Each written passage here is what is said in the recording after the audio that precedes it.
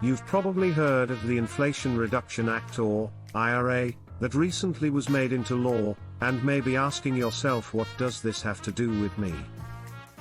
In this video, the Shrewd Investor will teach you what you need to know about the law, and how it may benefit you. The IRA and the environment. As far as becoming more environmentally friendly, $400 billion will be spent on climate and green energy. With the aim to make green energy production cheaper than fossil fuels, this will be a great incentive for solar, wind, hydropower and other sources of renewable energy. Another point discussed is related to electric vehicles. If you're in the market to buy an electric vehicle, then it's your lucky day. The average price of an electric vehicle is currently $66,000, which is the same price for a mid-side luxury BMW or Mercedes. This new law will help make EV ownership more affordable. There will be an immediate $7,500 tax credit given to you when you buy one. The instant tax credit will be applicable to Tesla and GM EVs as well. If you buy a used EV, you are eligible to receive a $4,000 tax credit.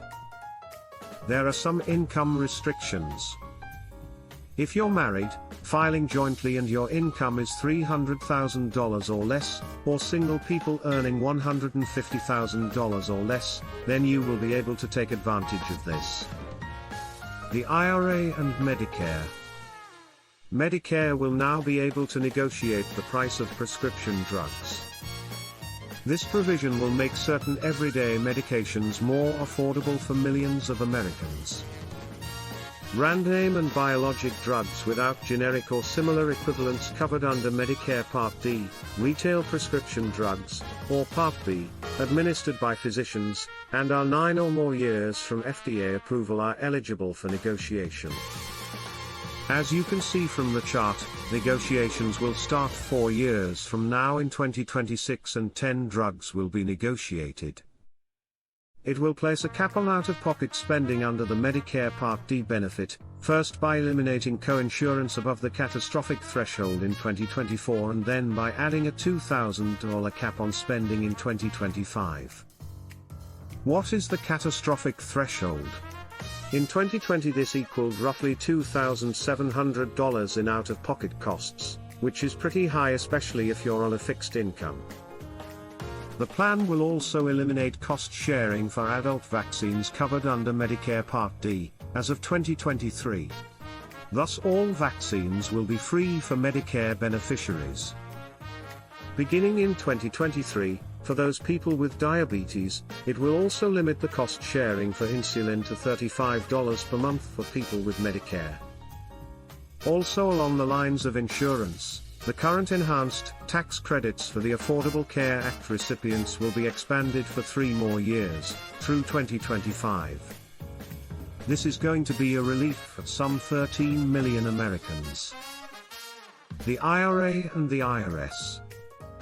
The IRS will receive an extra $80 billion in funding.